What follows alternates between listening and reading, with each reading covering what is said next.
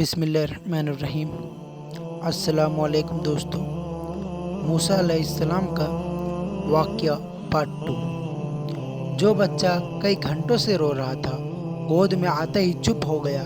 قرآن کہتا ہے، اے موسیٰ، ہم نے تجھے تیری ماں کو لوٹا دیا تاکہ تیری ماں کی آنکھوں کو ٹھنڈک ملے، تیری ماں کا غم دور ہو جائے اور تیری ماں کو پتہ چل جائے کہ اللہ کا وعدہ سچا ہے۔ فرعون نے جب دیکھا کہ بچہ چپ ہو گیا، اس نے کہا، آج سے تم ہمارے محل میں رہو گی، تمہارا کھانا پینا خرچہ سب ہم دیں گے۔ موسیٰ علیہ السلام دشمن کے تنخواہ کے اوپر پل رہے ہیں۔ اب موسیٰ علیہ السلام جوان ہو گئے۔ اب یہاں قرآن کہتا ہے، ہم نے موسیٰ کو سمجھدار بنایا، فیصلہ کرنے کی طاقت دی۔ ایک دن موسیٰ علیہ السلام جا رہے تھے، شہر میں سے دو آدمی آپس میں لڑ رہے تھے۔ ایک آدمی بنی اسرائیل میں سے تھا، ایک فرعون کے قبیلے سے تھا۔ جو موسیٰ علیہ السلام کے قبیلے کا تھا، اس نے موسیٰ علیہ السلام سے کہا، موسیٰ دیکھیے، یہ آدمی مجھے مار رہا ہے، میرے اوپر ظلم کر رہا ہے۔ موسیٰ علیہ السلام نے کہا، اچھا تجھے مار رہا ہے؟ انہوں نے اس کو ایک مکہ مارا۔ اللہ تعالیٰ نے ان کو وہ طاقت بخشی تھی کہ وہ آدمی وہیں مر گیا۔ موسیٰ علیہ السلام حیران ہو گئے کہ یہ کیا ہو گیا، یہ شیطان نے مجھ سے کیا کروا دیا۔ شیطان بہت بڑا دشمن ہے، انسانوں کا غلطی ہو گئی موسیٰ علیہ السلام سے۔ انہوں نے تو بس سختی کے لیے اس کو سبق سکھانے کے لیے مارا تھا، لیکن ایک مکے میں مر گیا وہ۔ اب موسیٰ علیہ السلام یہاں اللہ تعالیٰ سے دعا کرتے ہیں، رب اغفر لی، اے اللہ مجھے معاف کر دے، میں اپنی جان پر ظلم کیا، مجھے معاف کر دے۔ پتہ یہ چلا کہ نبیوں سے بھی اگر کوئی غلطی ہو جائے تو نبی بھی فوراً اللہ تعالیٰ سے گناہوں کی معافی مانگتے ہیں۔ انہوں نے اس کو جان بوجھ کر قتل کرنے کے ارادے سے نہیں مارا تھا، غلطی ہو گئی تھی، لیکن فوراً اللہ کی بارگاہ میں توبہ کی۔ سبق یہ ملا کہ موسیٰ علیہ السلام کے نبی تھے، آپ کی یا ہماری کیا اوقات ہوگی، کبھی بھی کوئی غلطی ہو جائے یا انجانے میں اگر ہو جائے تو دیر نہ کرے، معافی مانگے۔ میرے اللہ بڑے کریم ہیں، وہ اپنے بندوں کو ضرور معاف کر دیتے ہیں۔ موسیٰ نے توبہ کی، اللہ نے ان کی توبہ قبول کر لی، ان کو معاف کر دیا۔ اور موسیٰ علیہ السلام پورے مصر میں بڑے ڈرے سہمے گھوم رہے ہیں کہ اگر پتہ چل گیا کسی کو کہ وہ میری وجہ سے مرا ہے تو مجھے سزا ہوگی۔ اور اس زمانے میں قتل کی سزا قتل تھی، موت کی سزا موت تھی۔ موسیٰ علیہ السلام بڑے ڈرے ہوئے تھے کہ مجھے مار دیا جائے گا۔ اگلے دن وہی آدمی پھر ملا، وہ پھر کسی سے جھگڑا کر رہا تھا۔ وہ پھر چلایا، اے موسیٰ دیکھیے، یہ میرے اوپر ظلم کر رہا ہے۔ موسیٰ علیہ السلام نے کہا، تو ہی ایک نمبر کا فسادی ہے، کل بھی تو کسی سے جھگڑا کر رہا تھا، آج بھی کر رہا ہے۔ جب موسیٰ علیہ السلام نے اس کو مارنے کے لیے اپنا ہاتھ آگے بڑھایا تو اسرائیلی یہ سمجھا کہ آج لگتا ہے کہ موسیٰ مجھے ماریں گے۔ اس نے کہا، موسیٰ کل ایک آدمی کو مکہ مار کے ختم کر دیے، آج مجھے ختم کرنا چاہتے ہو؟ اس نے بھانڈا پھوڑ دیا۔ سب کو پتہ چل گیا کہ کل جو آدمی مرا تھا وہ حضرت موسیٰ علیہ السلام کے ذریعے ختم ہوا ہے۔ اب سارے شہر میں یہ افواہ پھیل گئی۔ اب موسیٰ علیہ السلام پریشان ہیں۔ اتنے موسیٰ علیہ السلام کا ایک خیر خواہ آیا، اے موسیٰ، دربار فرعون میں یہ فیصلہ ہو چکا ہے کہ تمہیں اس قبطی کے بدلے سزائے موت دی جائے گی، جتنا جلدی ہو سکے تم مصر چھوڑ کر چلے جاؤ۔ اب موسیٰ علیہ السلام مصر چھوڑ کر جا رہے ہیں۔ کہاں پہنچتے ہیں؟ مدین پہنچتے ہیں۔ مصر سے مدین کی 100 میل دور ہے۔ موسیٰ علیہ السلام بھاگتے بھاگتے کئی 100 میل دور مدین پہنچے، ایک پیڑ کے نیچے آرام کرنے بیٹھے تھے۔ اتنا لمبا سفر، بھوکے پیاسے تھکے مند بیٹھے ہیں۔ وہاں پر ایک کنواں تھا، کنویں سے لوگ اپنی اپنی بکریوں کو پانی پلا رہے تھے۔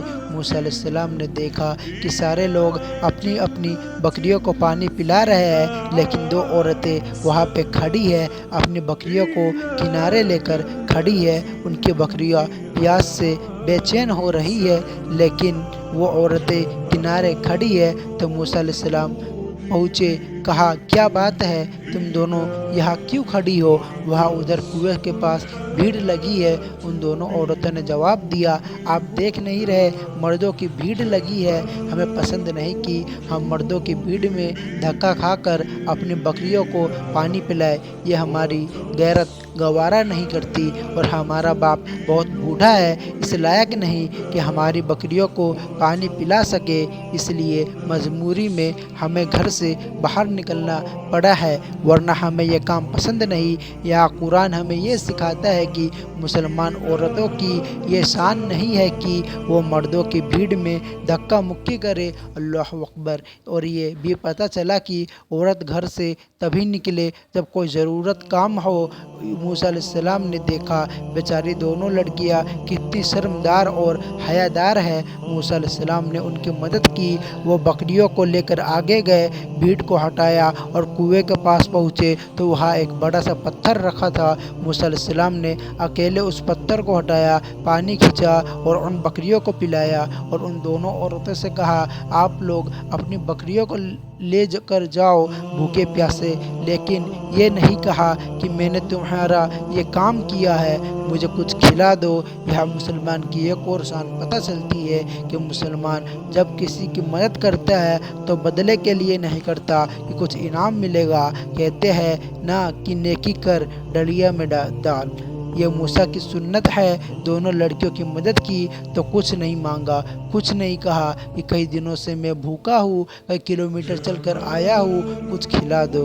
दोनों लड़कियों की मदद करने के बाद मूसा अलैहिस्सलाम फिर अपनी जगह आकर उसी पेड़ के नीचे बैठ जाते हैं और अल्लाह की बारगाह में दुआ करते हैं, ए अल्लाह, मैं तेरी रहमत का मोहताज हूँ, तेरे करम का मोहताज हूँ। अभी मूसा अलैहिस्सलाम ने दुआ की, अल्लाह ने फ़ौरन उनकी दुआ सुन ली। अल्लाह अकबर। कुरान कहता है उन दोनों लड़कियों में से एक लड़की शर्माती हुई आई और कहती है, हमारे अब्बा आपको बुला रहे हैं, कह रहे हैं आपने हमारी मदद की है तो वो उसका कुछ इनाम देना चाहते हैं। मूसा अलैहिस्सलाम ने कहा, ठीक है, आप आगे चले, मैं पीछे आता हूँ। वो लड़की हज़रत शुएब की बेटी थी।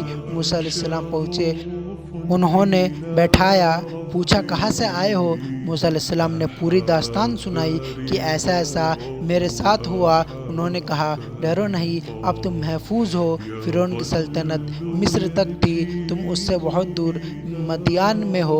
उसके बाद एक लड़की ने उनके अब्बा से कहा कि अब्बा जान, हम दोनों को बाहर के काम के लिए घर से बाहर जाना पड़ता है, मेरी राय है कि आप इस आदमी को काम पर रख लीजिए क्योंकि ये ताकतवर भी है और भरोसे के काबिल भी है। उन दोनों ने देखा कि मूसा अलैहिस्सलाम ने किस तरह बिना किसी मतलब के उनकी मदद की और ताकत का अंदाज़ा ऐसे लगाया कि जो पत्थर कई लोग मिलकर हटाते थे उन्होंने अकेले ही हटा दिया।